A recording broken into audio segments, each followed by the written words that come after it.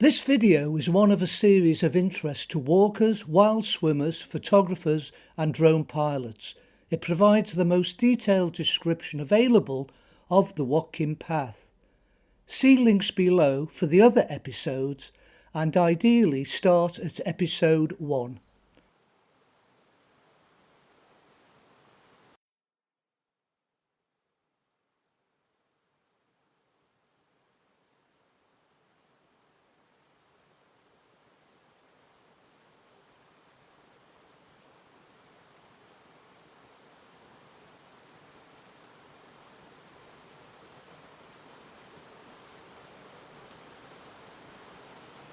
In this episode we continue our walk and explore the weir and get our first views of Cwm Dyli and in the distance Bethania, which is where the Crib-y-ddysgl path runs along.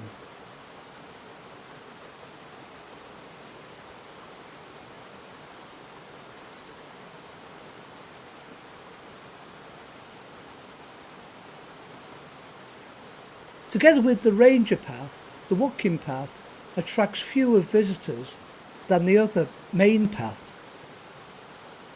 Nevertheless, it's estimated that about 60,000 walkers a year visit the path. Some, as we see here, are only visiting the wild swimming area rather than hiking to the summit.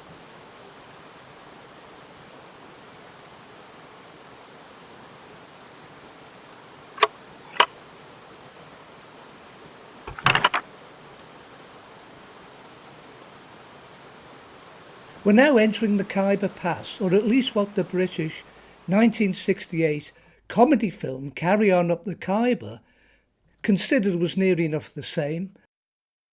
Local resident Colonel Goodchild, who'd served in India and knew the Khyber Pass, when consulted, said that of the 4 sites he had in mind, this was more Khyber than the actual Khyber.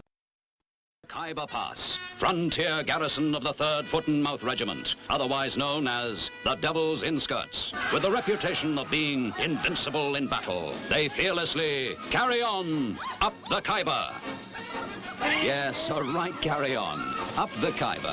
Produced by Peter Rogers and directed by Gerald Thomas in their own ever-popular style, with your favourite carry-on characters up to their necks in the hilarious comedy that you love.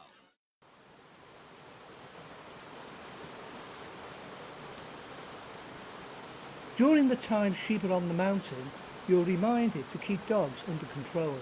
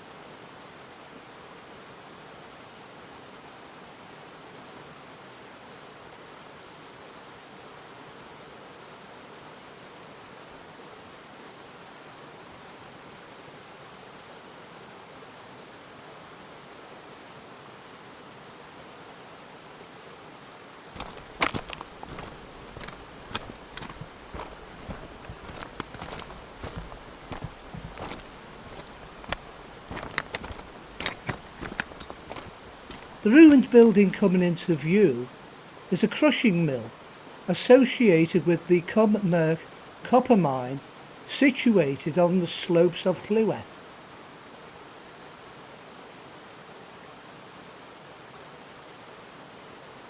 At one time there was a water wheel attached.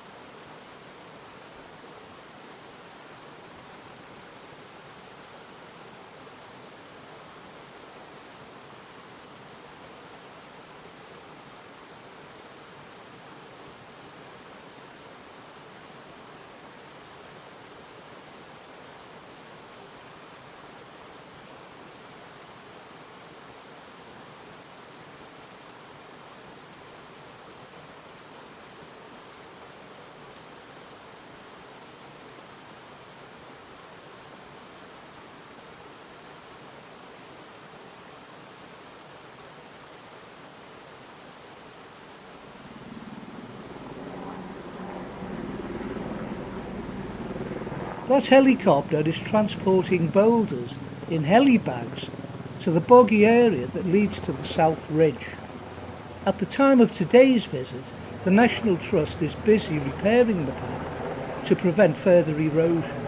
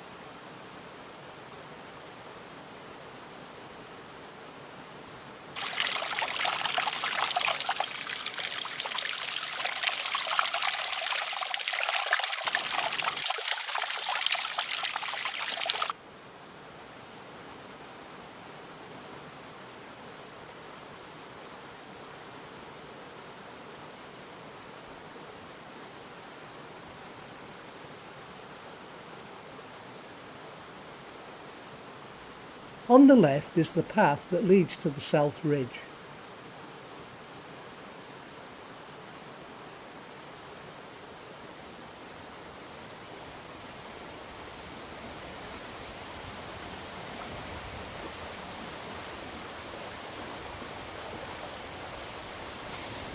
We're now at the weir, and many walkers hardly give this unusual construction a second glance.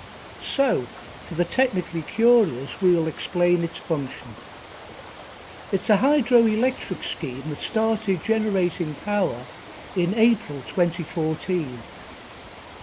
With 4,000 millimetres of rain per year, Cwm Dyli is well suited for such a scheme. The summer of 2013 had good weather, allowing the work to proceed nicely, and that was conveniently followed by rain. There's still sufficient water in the river to protect native moss and vegetation and maintain the dramatic character of the waterfalls. When work was finished, turfing and seeding were carried out to hide the evidence of such a major project. Most walkers won't realise just what's buried on the other side of the river. This construction filters the water that will be run to the electricity generator. The filter relies on the property of flowing water to cling to a convex surface. This is known as the Coanda effect. Very narrow slats in the screen allow water through while blocking debris. It's self-cleaning, which is ideal for hydro schemes in remote locations. Opposite the wheel we see walkers on the path that leads to the South Ridge. The filtered water is collected in a tank below and then runs over 1 kilometre down the valley in a 560mm diameter plastic pipe. Being plastic, the pipe can be bent to follow the contour of the land, although rocks were sometimes needed to keep it in place. The further down the valley the pipe runs, the thicker it becomes because of the increasing water pressure. But at the final section, ductile iron has to be used. That obviously barely bends.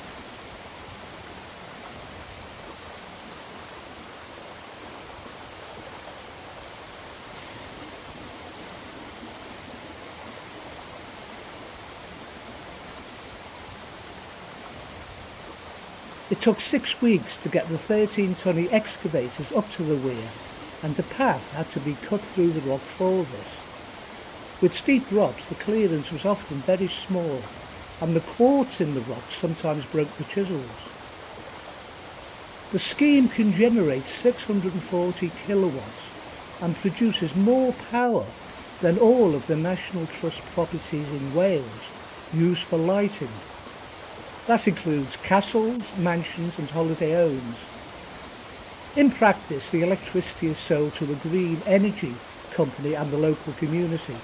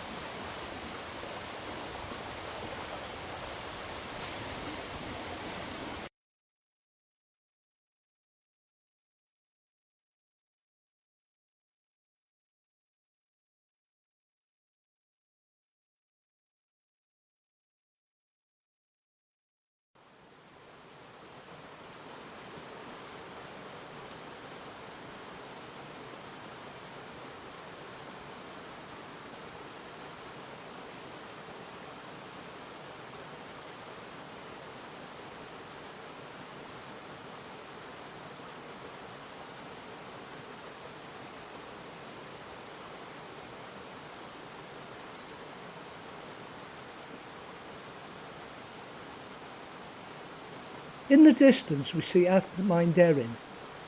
We won't see Snowdon until we reach the slate quarry. The Reed path runs along there and across Bulk 9.